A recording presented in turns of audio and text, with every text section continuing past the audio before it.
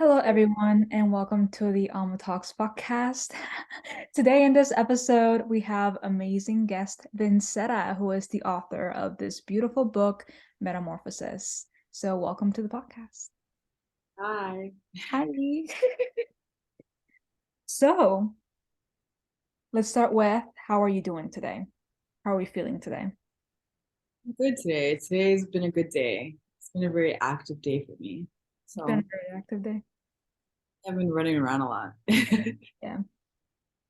Well, where it's a good thing that we sat down and now we're able to just chill and after this probably watch some Netflix or something and Yeah, I'm gonna chillax really hard after this. hardcore, hardcore. Okay. So I wanted to ask you, before we get into your book, what kind of, which is probably going to lead into it anyways, what kind of started you on the path to spirituality? Hmm. Mhm. I feel like that's such a complex question. Sometimes when people ask me that, because it's like, in what phase, do you mean, Because I feel like very unknowingly, I feel like I was like on a spiritual journey when I was like a kid, because like a lot was happening and like I had a really, traumatic, intense childhood. And I just remember a lot of times like I would be just crying and like praying like for support because honestly, full disclosure, I would be like, dude, I don't want to be here. I was like, it was so intense. I was like, I don't want to be on this planet, whatever. And I would just get like messages of just like, oh, it's gonna be okay. Like it's gonna serve a greater purpose. And it wasn't coming from me. Like, you know what I mean? I was like, where was I getting this stuff from? And it was just normal to me. I was like, oh, whatever, like, thank you. But it wasn't until I got older that I was like, was I channeling something? Like what was happening in that moment? So I'm like, debatably, I could say like my spiritual journey happened then, but I just wasn't aware of it. Like I didn't know what was happening. Yeah, those are like gifts that you had that were naturally given to you. You were naturally born with them when you were a kid. Like, so you remember like those channels coming down and those downloads coming down. Did you feel, Yeah, yeah, yeah. wait, what was that? Yeah, I still like remember them, like, and the feelings of it. How did it feel? It just felt like some other like I don't know how to describe it without sounding like a little crazy, but like literally you just get this clarity within you and it's such a clear, like distinct message, and it's not coming from you. Like you're not telling yourself any of this. I mean, it could debatable also be like a future version of you, like talking to yourself. Um, but it's not like the current you, like. So it's like I don't know, it just feels like soothing almost like in these moments. It's like this part of I guess me or my higher self is speaking to myself and it just feels like nurturing, you know, and supporting.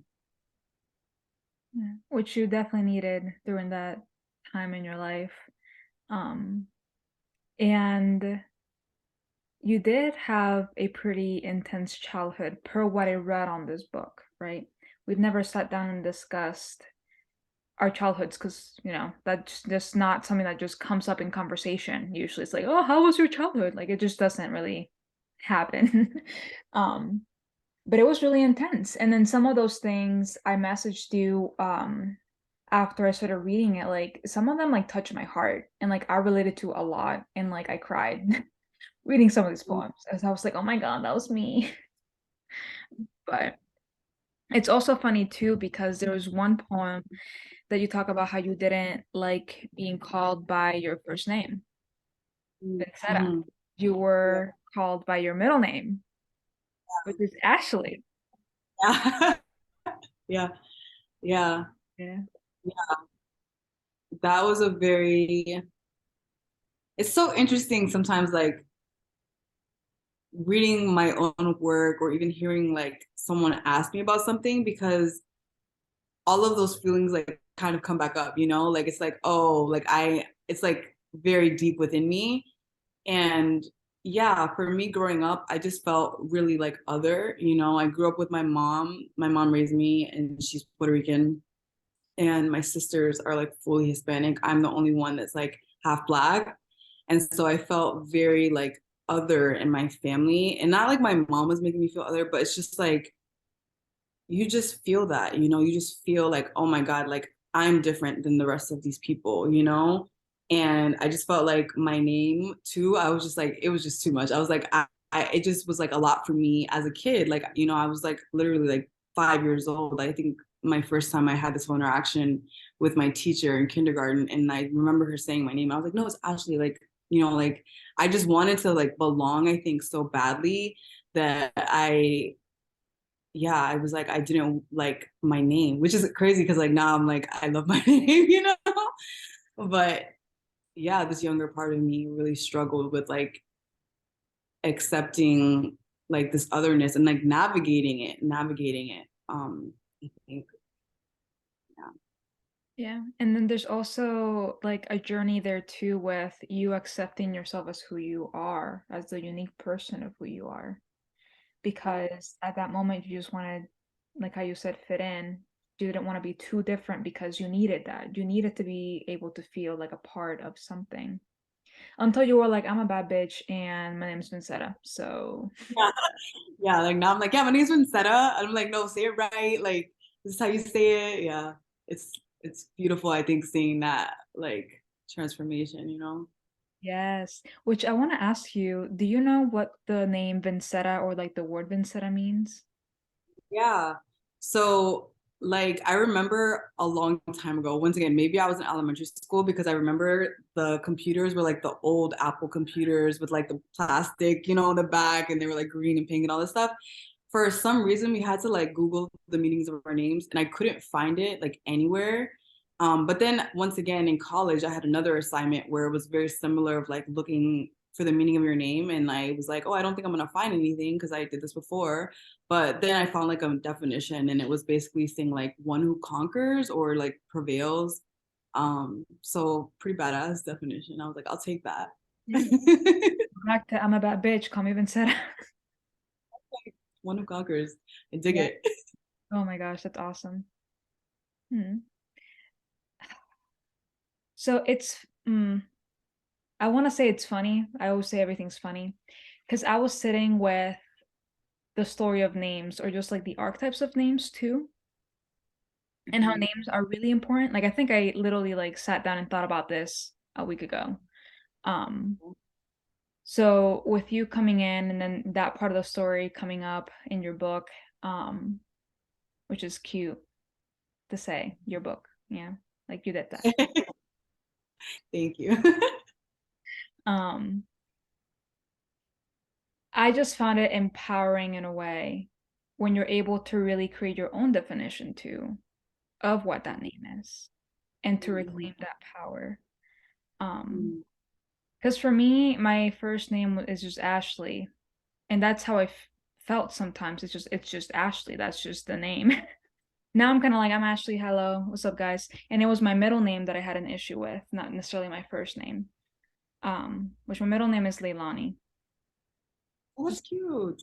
Yeah, it's cute. It's beautiful. It's a heavenly flower. Yes. It's nice. But it's kind of like similar-ish in a way. Not as much of me wanting to be a part of it. I wasn't forced to really look at the relationship with my middle name because my middle name doesn't really get brought up so often. But yeah, it's something that I feel a lot of people end up going with and trying to figure out within their own lives. Um, Now, on here, with you saying that, you've channeled for yourself, you supported yourself, your highest self probably was there with you along the whole ride. Um, during, well, I guess I want to ask you, or should I just talk about the structure of your book? Whatever you want to do, wherever you feeling that's calling you right now. All right, I'll start. So you have a part where it's the caterpillar, then you have a Mhm. part where it's in the cocoon, and then you have one that is a butterfly transformed, the metamorphosis part. And the first question I want to ask is what guided you to create it in that structure and call your book Metamorphosis? Yes, literally. It was literally the whole process of this writing the book. and when I say writing, I want to take that back. I think I want to say putting together the book, because a lot of these poems were written like since 2015, and I just use writing specifically at that point in my life just as a way to like channel my experience and to like make sense of my experience. And so I had no idea anyone was gonna see half that shit. Like, as you read, some of it's very vulnerable things. I was just writing from my own, like, for my own self. So a lot of that was written like prior to me even thinking about putting together the book. So when I finally got the like download again to write the book, um, I was like, okay, like super excited at first. I was like, oh fuck yeah, like I'm gonna do this. Wow. And then like boom, a whole bunch of like fear hit me, and I was like, oh, I'm gonna write a book. Like, what, people are gonna see this shit. Like, what am I doing? Like, I don't think that's a good idea. Like, I went through all of this, like a whole roller coaster of like fear, um, and like wanting to run away from like allowing people to see me like fully, because like um now, like through the process of putting together the book, I've become more vulnerable, and like of course like therapy and like understanding why I wasn't vulnerable. But like before that, I wasn't, like I never would tell people anything about me, because like as you've read, it was really heavy stuff, and I didn't want people to like judge me and like create like this idea of me based on that and be like, oh, poor you. Like I just wanted people to know me for like me. So I just would never talk about any of that stuff. So like knowing that people that I've known were going to read this and people that I didn't know, like really scared the fuck out of me. And it took me a while to like get through that fear. And then when I finally got through that fear, which took like a couple months to be honest, for me to really like allow myself to be like, okay, like I need to do this. Like this is like beyond me, like, you know, and I have to like honor what spirit is like telling me, like is the right next step for me. So I went through like all these places where I had these poems, which were like everywhere, and like journals and fucking my computer, my notes, all of these places. And I gathered all of these poems, and I then like printed them out. And it was like almost 300 poems or over 300 poems. And I just read them all, and I would put them in like piles of like, oh, I feel like this goes with this goes with this, whatever. And I would just write down themes like that were coming up Mhm. from that pile, like of like keywords or whatever. And then I just had like this whiteboard, and I just wrote like all of this stuff of like the themes and the keywords. And I was like, okay, maybe chapter one. And then like based off of that, I would come up with titles of like, okay, this themes could be this title. And then based off of that, I was like, oh, maybe this could be a title of the book. And so I just had like multiple like options based off of all these keywords. And then like eventually I got down to like two different titles, and I was just like, I can't make this decision. Like, you know, once again, I'm like, I just felt like I was co-creating it with spirit, you know, with my higher self. And like I just kept getting um synchronicities around like metamorphosis, and like it's like synchronicities that was like it's too hard to ignore this, because like no fucking way, like what are the odds, you know, like what are the odds, you know, like.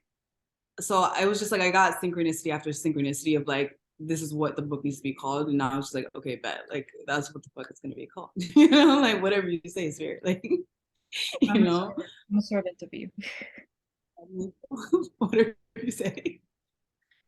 That So reminds me yeah. of like those episodes on NCIS or something, like where they're like trying to map out the serial Yeah. killer and have all the papers everywhere. Yeah, like that's literally what it was. It was just like this whole like mind map thing on this whiteboard of like stickies and words. Yeah. What got you to get over the fear that you had though with being vulnerable and like I having think, to read all this? no, I didn't hear the last part. I'm sorry. Oh, and like having everybody read all this because this is intense. Like it's not like you've Yeah. truly metamorphosized or transformed all of this. Mhm. Yeah. I just got like chills. But yeah, yeah. Yeah, I just felt a lot of chills just now. So I was like letting myself feel that. Um, I don't know. I think I just surrendered. I just surrendered to it. And the interesting thing too, when I was doing this, it was the beginning of my Saturn return too. So it was like, yeah, it was just like, it was already feeling like things, I'm gonna have to face things that I don't think up to this point in my life that I have truly faced. You Mhm. know, and a lot of the stuff is gonna be in my inner being, in my psyche. And I feel like I was already prepared for that because I knew what my Saturn return, you know, of course I didn't know per se exactly what was gonna happen, but like I had an idea of what the Saturn return meant. And I was going into it like, all right, let's do this. Like, I'm not gonna fight it. You know, I'm like, whatever I need to face, whatever I need to do, I'm gonna do it. So I think going in with that attitude like helps me. Of course, that shit was still hard. Like, it's still hard to like be vulnerable like that, you know? And like, that's why I think it took me so long to like get to the point where I'm like, okay, I'm gonna share it. But I think it was just like journaling, like, where is this fear coming from? Like, really investigating what part of me is scared, you know what I mean? And like, what do I think is gonna happen? Really? And is that based on like a fact? You know, like, is everyone really gonna shun me and never speak to me again? No, like, you know what I mean? But it's like this fear, and we have to question our fears. So I think it's just being gentle with myself and really taking the time to like question, why was I scared? Like, why was I doing these things? And like realizing like, oh, actually, like, it's gonna be okay, you know? Like, it's gonna be okay.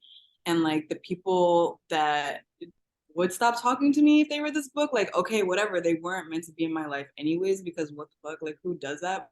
But like, you know, like, so yeah. And then I think also just really a thing that came to me when I was like younger and I was going through like a really, really hard time is like understanding that everything I went through is like serving a purpose. It's not only for me, like, you know what I mean? And that's so crazy because you pulled like the anointed card, like leadership card. It's like, yeah, it's not only for me. Yeah, like, yes, it's my experience, but like we all experience things so we can pay it forward, so we can learn and we can pay it forward. And I feel like that was a major thing too with this book is like putting this really, really deep shit in there because like I'm not the only one that has experienced like really deep things. Unfortunately, like when I say deep, I mean traumatic, but like I'm not the only person, unfortunately. And like me sharing my story in some way can help other people feel seen and feel like, okay, well, maybe if this person can be vulnerable and talk about it, maybe I can too. You know what I mean? Or maybe if this person can transform this, maybe I can too, you know, and just like be like a tool, I think, for people. Like, I think too really helps me like kind of get out of my head as well. Like, it's not all about me and like what Yeah. I'm going through, like my fear. Like, sometimes it's like, to help someone else, like that's a bigger reward, like, you know, than the risk of me feeling like, oh my God, you know. Someone might not talk to me. Yeah. Mm. Which is like, wow. You know, looking back sometimes it's like, well, I can't even believe I even cared. But like that is like, and you know, like looking back, like, you know. It's a part of it. Like you kind of have to realize, I guess you have to go through the fear, then get over the fear and be like, yeah, that didn't really matter. It's like when, you know, you put yourself out there and then everything goes okay. You're like, damn, why didn't I do this sooner? Like it was fine. Mhm. Yeah. So before the call, because you mentioned the anointed card, I pulled this card, just kind of like a general message for the both of us and for today. And if you're watching the video on YouTube, you'll be able to see the beautiful imagery. It's a collage, and it you can't if you don't see it very clearly, it's fine, but it's a woman in the center, and then just like beautiful cosmos and frequencies coming off of her. Um, and I guess if someone's wondering where it's from Rebecca Campbell's The Rose Oracle. I don't know, I guess someone just wondered watching this video. I felt you. Whoever it was, I felt you. Um, it says answer the call, leadership, empowerment, and soul gifts. And a lot of times leaders, like sometimes we think that a leader, I guess we're talking about that now, is someone that's just going to tell you what to do, which in part, sure, they are supposed to tell you what to do from a conscious point, from a spiritual sense, from the highest self that they can be. A good leader is going to tell you, I went through this shit, so I'm telling you what you need to do so that way you can get over it too. And in a way, you're not telling people what to do with this book, but like how you said, you're showing your journey, your personal journey with what you've gone through. Um, and it is possible. It is doable. I don't know how I'm this normal, you know? Like I haven't gone like we can't really all compare what we've done or like what we've gone through, right? My pain is the pain that I believe I signed up for to be able to become the person that I'm meant to be. Just like somebody else's pain is whatever they might have signed up for before they were born. That's just a theory, right? Or my belief system.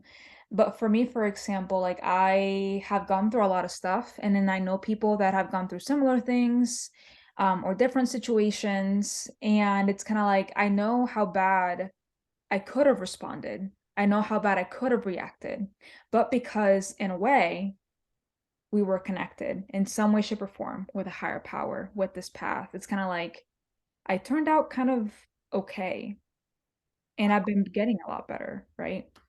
Um, So it is doable. It is possible. If someone is listening to this and they've had a really hard time in their life, um, sometimes sharing it is not really something that you would like to do or be comfortable with, but at the same time, that's the only way that you'll be able to find a support system. For sure. For sure. For sure. For sure. For sure. I think like as you're talking, I feel like vulnerability is like a key to healing because like you said, if you're not able to be vulnerable with yourself or with other people, whether that's a friend or even like a therapist, whoever, how are you truly going to heal? Because like you have honest and real about what the root is. The way to heal is to get to the root of something, like not like, oh, it's kind of this thing or maybe it's this thing. It's like, no, like being completely raw and vulnerable with yourself first and foremost, of like what's going on, you know. Yeah. That reminds me, I think at one point, in the book, 'cause there's three poems that I was thinking about in today, and one of them was the Ashley one, and then the other one is this one that I'm thinking about, where you talk about how you didn't know how good you were. And by that I mean you always had a facade because you were always meant to hold space for other people and nobody held a space for you. You know what I'm talking about? Yes. Yeah. So it's kind of like you don't know at that point you hold it together and it is up to you to hold it together. Like literally you're the one that needs to hold it together. And you're doing so much and you've gone through so much and you don't even know. And then somebody else comes and talks to you during your first therapy session, right? And they're like, that's a lot of shit. And you're like, no, it's just Yeah. Yeah. That happened to me so many times. And I was just like, it's normal. And they're like, it's not. It's literally not. They're like, it's not. What you went through was not normal. And I'm like, oh, damn. Okay. it's normal to me. Ah, like, it's wild. Yeah. Yeah. Yeah. It's and sometimes you need to hear that validation or that from somebody else to just remind you like how strong you really are as a human being, as a person, to be able to have gone through all that and for you to be where you're at. You know, Mhm. an author, you're someone that has been able to also lead circles and events for others. And usually you end up doing those during I think they're the transition times of the year, right? Which I guess in a way kind of aligns with you and your, I guess, message that you share with the whole metamorphosis, because those transition times of the year are also what help us transform. You've done them for the equinox and the solstice, correct? Yeah. So what called you to start hosting those spaces? Once again, I got a message. Like, this is so funny, but like so serious. Like, literally, like one day I just was like, I don't even know what I was doing in my house. I think I just was like journaling or something. I don't know. And then it just came out of the blue once again. And it's like, oh, do this event for the Lionsgate. And I was like, what? But then I'm like, okay. Like, once again, I'm like, whatever, okay. Once again, still during my Saturn return, still just like, I'm trying to just surrender as much as possible because, like, quick side note, one thing I learned, I think, through my Saturn return is just like, just surrendering, dude. Like just surrendering. And of course, I know that sounds super easy. And of course, same like me, I go through periods where I'm resisting, I'm distracting, but it's like the quicker you get to that point of surrender, the easier you can just transform, transmute, alchemize, and move the fuck on with it. You know, like so I think I just was at that space and have been since my Saturn return of just like surrendering. I'm like, okay, spirit's guiding me over here. Okay, like so yeah, it just came a download and I was like, okay, cool.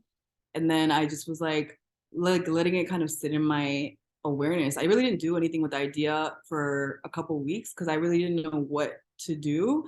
And I was just like, I'm just gonna let more things just come to me, like more clarity and downloads from fucking spirit. And so yeah, then little by little it started coming together. And then I kind of put together the event, and that wasn't even on like a solstice or equinox, which is funny, but it was on the Lionsgate. And that's interesting too because like Isis, like a set, I really, really connect with her energy, like her and Kalima. And I feel like I really look to their energies as kind of like these guiding energies for me. And when I was like doing like a little bit of research about the Lionsgate, so I can really like tune into the energy when I was planning it and making sure like I was aligned with the energy of like the entire Lionsgate. It was actually like Sirius is like her star. So I was like mind blown when that happened. I was like, of course, like of course that's what's happening here. But yeah, then after the event, I was like, wow, okay, like that felt really good, and that felt like not only for myself, but just even other people's energies at the event. It just felt like wow, like this impacted somebody like here, including myself. And I was like, spirit, like let me know what else you want me to do. Like I don't want to like force anything. Like let me know. And then the idea of just like equinoxes and solstices just came up for me, and it felt like aligned and it felt right. Because I also feel really connected with the earth, too. So just like helping people connect in that way too with the cycles of the earth that we're living on, So yeah. Yeah. Beautiful events, beautiful events. Now I want to ask you, who is Isis and who is Kalima? Oh my God. Okay. Well, I don't want to like, first of all, do your research, like, because like I don't want to like be like the end all be all people, like go and like figure out what part of their stories connect with you. But like for me, like Kalima's energy is like people call it more quote unquote dark, which I fucking hate the whole like light dark thing sometimes. I'm just like it's all in energy, right? Like it's all in it. But quote unquote, she's like a dark goddess. And I feel like for me, she really helps me with the like transformative kind of energy. Like she will come in for me and like help you chop away. Like if you see her image, she has like heads of like men just like all around her neck and like a fucking bloody sword. And for me, it's like she's just cutting away all of the like ego, people could say demons, whatever words you want to use of things that just don't serve you or are not like bringing like alignment into your life. She's gonna go in there and like ruthlessly like get rid of it. She's not fucking around. You know what I mean? Like that energy of like also people say rage sometimes.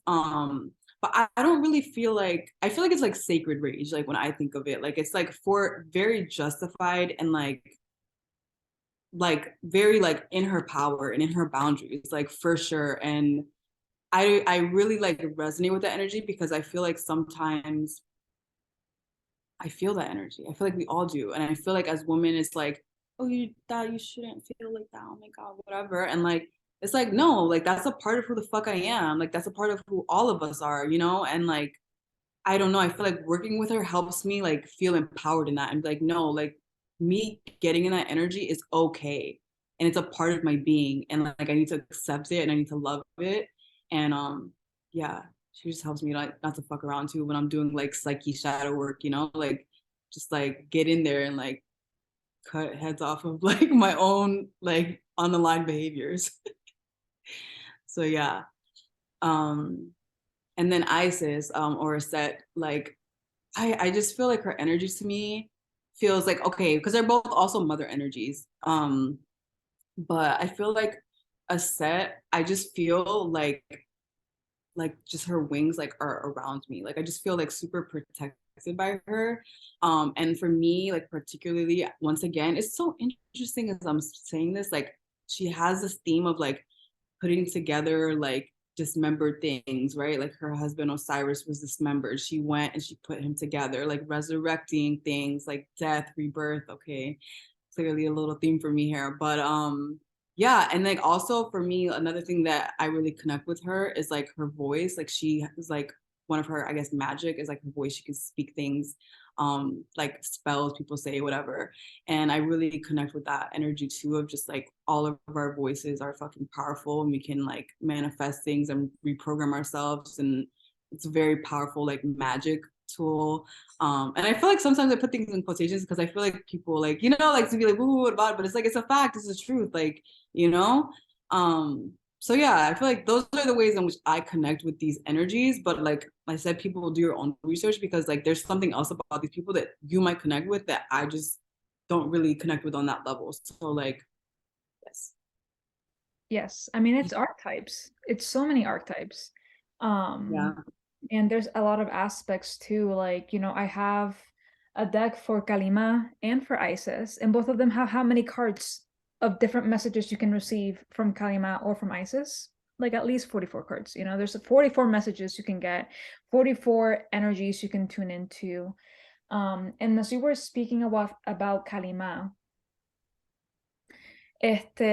one thing that came up for me, or one thing that I was thinking about, is the darkness of the goddess and how sometimes we don't.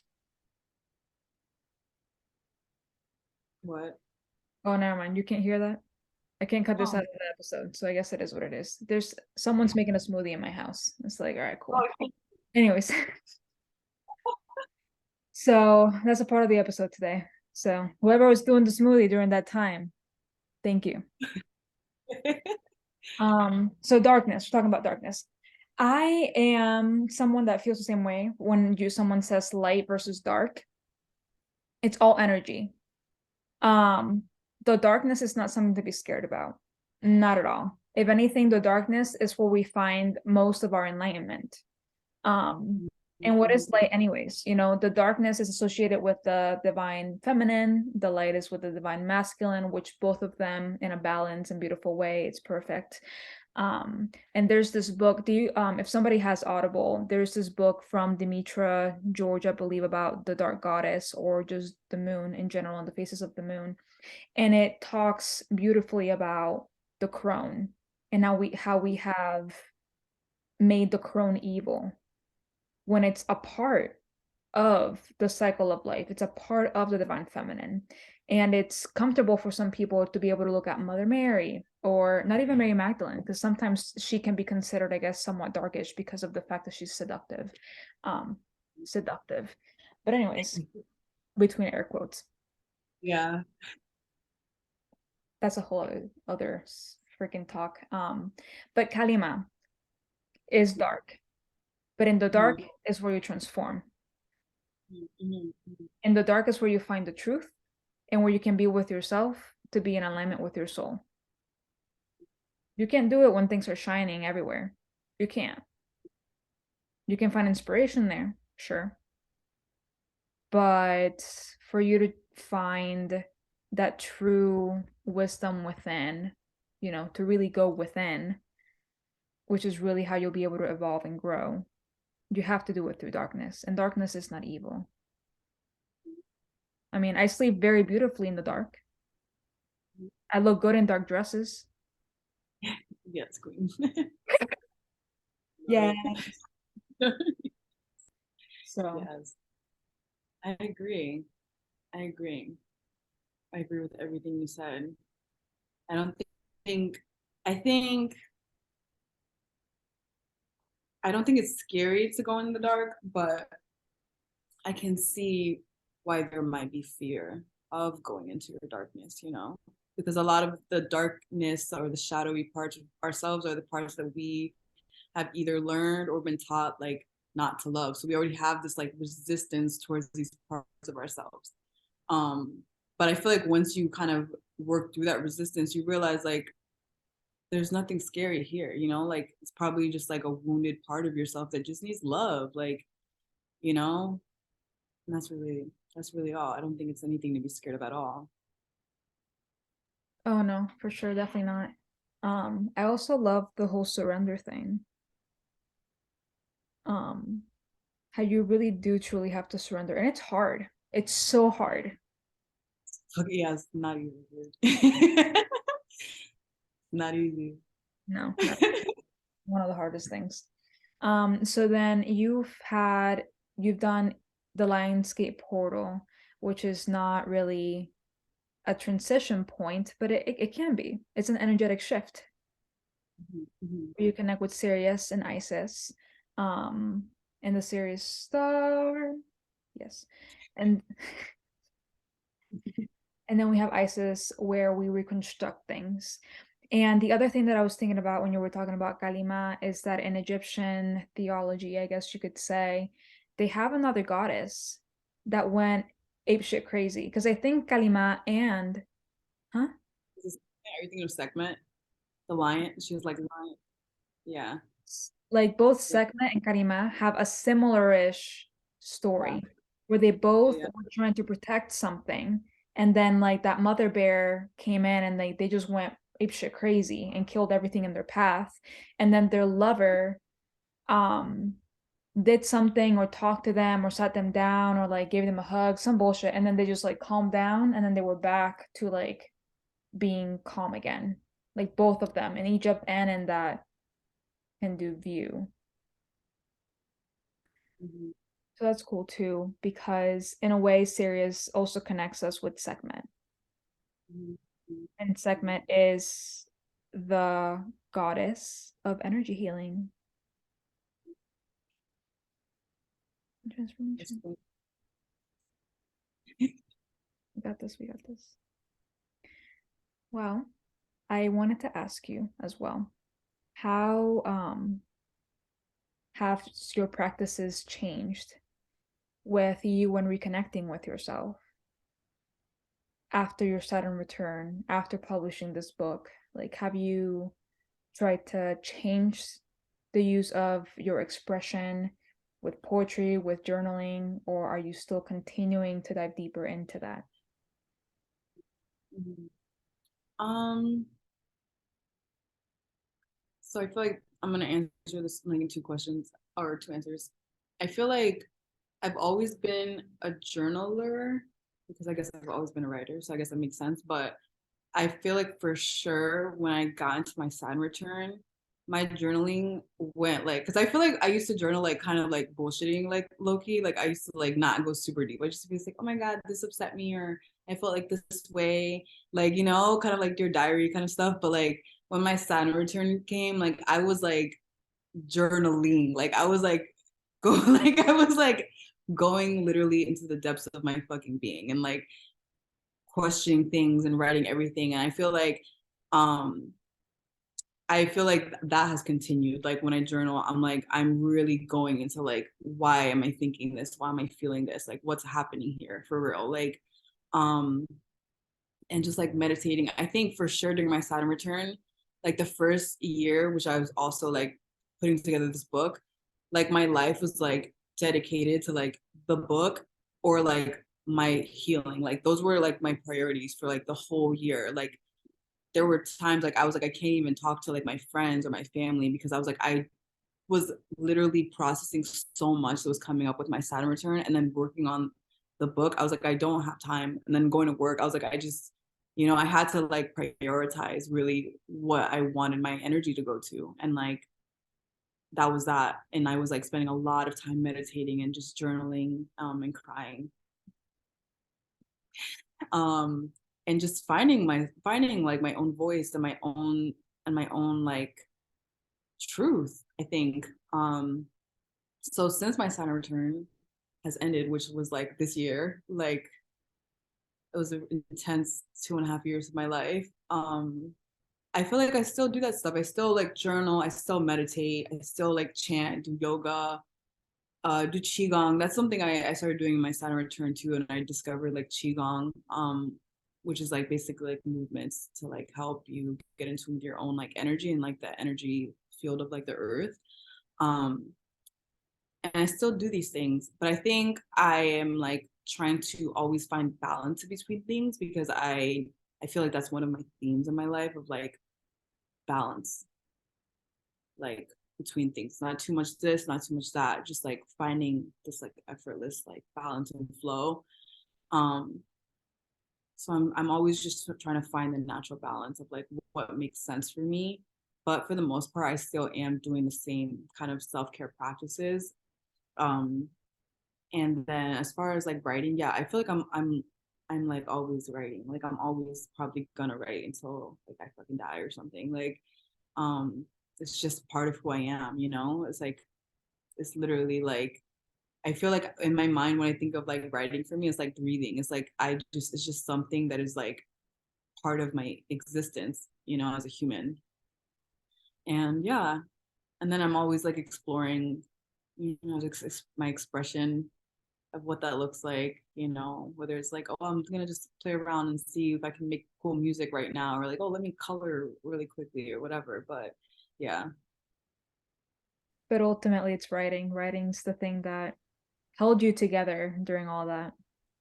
yeah, I feel like, yeah, that's definitely for me. I feel like that might be like a gift that I got because I feel like even my mom, she would write a lot.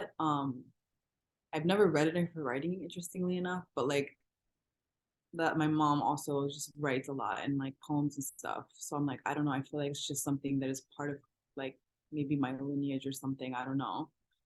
So yeah, I'm like, I'm just here fulfilling my duties, I guess. Yes, doing your ancestral and, individual duties. Mhm. So I wanted to ask you as well, is there any last messages that you might have for someone listening to this podcast that might be going through a hard time? Um, Maybe they feel like they're smack in the middle of just, poop, and they are trying to uplift themselves. Like, what's a message that you would have for that person? Mm, I would say, okay, two things again. I don't know. Number two is like two things, two things, two things. Duality, balance. Yeah, yeah. Wow, it's going full circle. Um, I would say I would say yes, two things. So get support, like get support. And trust me, I was just talking to like a mentor like maybe a couple hours ago about this. Like I used to struggle with this so hard and still do to some extent. It's like asking for help. Like I feel like especially when you've grown up to be super independent. You know, I was like the fucking eldest. Like, you know, I basically like had to raise my fucking sisters. Like I had to make a lot of decisions for myself as a kid and through my life. And so I felt like I didn't need help. I was like, I've gotten this far. So, you know, like part of me was like, you know, like I don't understand like why I need help. And you know, like it's like no, but like you do need help. You know, you do. And it's okay that you need help. Like it's okay. Like we're here on this planet. Like I know, and I feel like being in the West is like very individual, like driven too. It's like me. It's like it's okay. We're in this community together. We're all alive at this time together. Like, you know what I mean? And like, we're all experiencing this human experience together. And like, it's okay to like lean on someone or like ask for help. Especially too, like with the stigma around like therapy, which I think our generation has done a lot better than previous generations with that. But just if there is any stigma around that, it's like it is okay. Like me, honestly, going to therapy, like specifically EDMR, if like you have a lot of like heavy trauma, it like is life changing. It's fucking life changing. And like you deserve to like allow yourself the space to heal and to fucking move on from your suffering. Like, you know what I mean? Like, yes, that's what I'm gonna say about that. Second thing, I would say is like align yourself as much as possible with like the frequency of joy. Like even if it's like a friend that makes you really happy or some music that makes you really happy or a hobby that makes you really happy, like because like shifting your frequency, like even in small ways like that, you're gonna feel the effects of that. You're gonna feel the effects of that. And like another woman that I really respect, her name is like Zena Star. And the mentor I was just talking about is Shantae, like too. I want to say people's names because they're wonderful, like healers. So I was listening to like one of her master classes, like Zena Star. She mentioned like joy portals, and like I was like, that's the first time I've ever heard somebody say those words. And so she was like taking like 10 or 15 minutes a day to like do something that is gonna bring you into the frequency of joy. Like preferably at the beginning of the day. So it's like if when you dance, you get really fucking happy and you're just like, oh yeah, like, you know what I mean? Then when you wake up, spend 10 minutes just fucking dancing, like just dancing and like letting yourself get to that energy of like joy. And she like calls that like a joy portal. It's like a quick way to like get to the frequency of joy. So yes, I think those are the two things that I would share. I love that. And actually there's this meditation on YouTube, which is free 99, that it helps you. Like it helps you embody joy and think about joy, and it lifts your heart so good. So I can share that in the show notes below too. That way, if someone's interested, they can go to YouTube and do like, I think it's a 10-minute meditation, but it's 10 minutes. Like sometimes we have a 30-minute lunch break. You can eat real quick or maybe not, and then just, sit down for 10 minutes and then come back and finish your food, or right before you get into work in the car, just 10 minutes before you get to work. So that's good. Wow, I love that. Joy portals. Yay. Well, thank you so much for being here on this podcast. I'm super excited. If anybody is interested in her book, I will also share information on that in the show notes. It looks like this beautiful book. You can find it on Amazon as well as local stores, bookstores in or the Orlando area that also have them in stock. If not, Amazon is our best friend today, I guess. And do you have any upcoming events, since we know that we have an upcoming solstice? Yes, so I am having a summer solstice event. Um, Planning for Sunday, June 25th. But if not, just like follow. I feel like looking at my Instagram is the best because I'll post a flyer there, and my Instagram is I, the letter M, and then Vincetta, Vincetta. So I'll post more details there. But yeah, it's gonna be like an inner child like experience kind of thing, which is beautiful because we're talking about joy and anchoring joy. Like we're really just gonna really get into joy. Yeah, so follow her on Instagram to learn more about the upcoming event. Thank you everyone for listening to this episode. I hope that whenever you listen to this, at whatever time of the day, it just finds you well, and that you're more relaxed, more at peace, and that you're able to embody more joy. So, Yes, yes. thank you. All right, guys, until next time, deuces.